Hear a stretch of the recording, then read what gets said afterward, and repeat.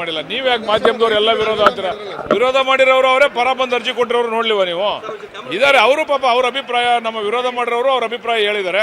ಅದನ್ನು ಕೂಡ ಸರ್ಕಾರ ಜೊತೆ ಚರ್ಚೆ ಮಾಡ್ತೀನಿ. ಅಲ್ಲಿ ಅನೇಕ ಜನ ಬಂದು ನಮಗೆ ಮಾಡಿಕೊಡಿ ಅಂತ ಹೇಳಿ ಅರ್ಜಿ ಕೊಟ್ಟಿರೋದನ್ನು ನೋಡಿದ್ದೀರಾ ನೀವು. ಆ ಪರ ಮತ್ತು ವಿರೋಧ ಎರಡೂ ಇದೆ. ಅದ್ರ ಬಗ್ಗೆ ಸರ್ಕಾರದ ಗಮನ ಸೆಳೀತೀನಿ. ಇಲ್ಲ, ಇಲ್ಲಿ ಸಮಸ್ಯೆ ಅನ್ನೋದಕ್ಕಿಂತ ಏನಾಗ್ತದೆ ಅಂದರೆ, ಇಲ್ಲಿ ನಾವೇನು ಅಕ್ವಿಷನ್ ಮಾಡಬೇಕು ಅಂತ ಹೊರಟಿದ್ದೀವಿ, ಕೆಲವು ದಾಖಲಾತಿಗಳು ಸ್ವಲ್ಪ ಕೆಲವರಿಗೆ ಸರಿ ಇರೋದಿಲ್ಲ. ಅದನ್ನು ಸರಿಪಡಿಸಬೇಕು. ದಾಖಲಾತಿಗಳನ್ನ ಖುದ್ದು ಅಧಿಕಾರಿಗಳೇ ಸ್ಥಳಕ್ಕೆ ಹೋಗಿ ಅವ್ರ ಫೋನ್ ನಂಬರ್ ತೊಗೊಂಡು ಸರಿಪಡಿಸಬೇಕು ಅನ್ನೋ ಉದ್ದೇಶದಿಂದ ಇವತ್ತು ಸಭೆ ಕರೆದಿದ್ದು. ನಮ್ಮ ಹಳೆ ಸ್ನೇಹಿತರುಗಳು ಕೂಡ ಯಾರು ಹೋರಾಟ ಮಾಡ್ತಾರೋ ಅವರು ಕೂಡ ಭಾಗವಹಿಸಿದ್ರು.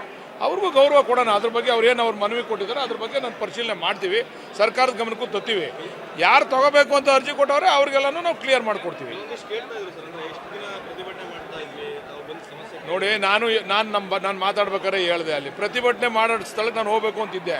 ನಾನು ಒಂದು ಸರಿ ಅವ್ರಿಗೆ ಅವಕಾಶ ಮಾಡಿಕೊಟ್ಟಾಗ ಎಲ್ಲರೂ ನೀವು ವಾಟ್ಸಪ್ಪಲ್ಲಿ ಗ್ರೂಪಲ್ಲೆಲ್ಲ ಹಾಕೊಂಡು ಸಾವಿರಾರು ಜನ ಬನ್ನಿ ಅಂದರೆ ನಾನು ಸಾವಿರಾರು ಜನದ ಮುಂದೆ ಕೂತ್ಕೊಂಡು ಮಾತಾಡೋಕ್ಕಾಯ್ತದ? ಪ್ರತಿಭಟನೆಯಲ್ಲಿ ಮುಖ್ಯವಾಗಿರೋರು ಒಂದು 50 ಜನ ಬಂದಿರೋ ನಾನು ಮಾತಾಡ್ತಿದ್ದೆ. ನಾನು ಅವತ್ತು ಕ್ಯಾನ್ಸಲ್ ಮಾಡಿದೆ ಅದೇ ಕಾರಣಕ್ಕೋಸ್ಕರ. ಈಗ ಸುಮ್ಮನೆ ಕೂಗಾಡೋದು, ಅಡ್ಡ ಹಾಕೊಳ್ಳೋದು ಮಾಡಿದ್ರೆ ಪ್ರಯೋಜನ ಏನಾಯ್ತದೆ? ನನ್ನ ಅಡ್ಡ ಹಾಕೊಳ್ಳೋದ್ರಿಂದ ನನ್ನ ಕೂಗಾಡೋದ್ರಿಂದ ಏನು ಪ್ರಯೋಜನ ಆಯ್ತದೆ? ಅದಕ್ಕೆ ಕ್ಯಾನ್ಸಲ್ ಮಾಡೋದು, ಬೇರೆ ಉದ್ದೇಶ ಏನಿಲ್ಲ. ಯೋಜನೆ ಕೈ ಬಿಡಿ ಅಂತ ಹೇಳಿ ಸರ್, ಯೋಜನೆನ ಕೈ ಬಿಡಿ ಅಂತೇಳಿ ರೈತರು ಕೊಟ್ಟಿರ್ತಿರುವಂಥದ್ದು. ಹೇಳಿಲ್ವಾ? ಬಿಡಿ ಅಂತ ಒಂದಷ್ಟು ಜನ ಅವರೇ, ಬಿಡಬೇಡಿ ಅಂತ ಒಂದಷ್ಟು ಜನ ಅವರೇ. ಅದೆಲ್ಲ ನೀವು ಸಾಧಕ ಬಾಧಕ ಎಲ್ಲ ಇದೆ, ಪರ ವಿರೋಧ ಎಲ್ಲ ಇದೆ.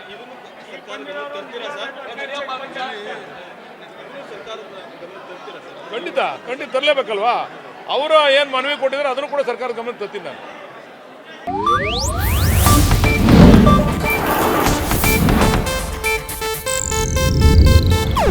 ಇದು ಏಷ್ಯಾನೆಟ್ ನ್ಯೂಸ್ ನೆಟ್ವರ್ಕ್ ಪ್ರಸ್ತುತಿ.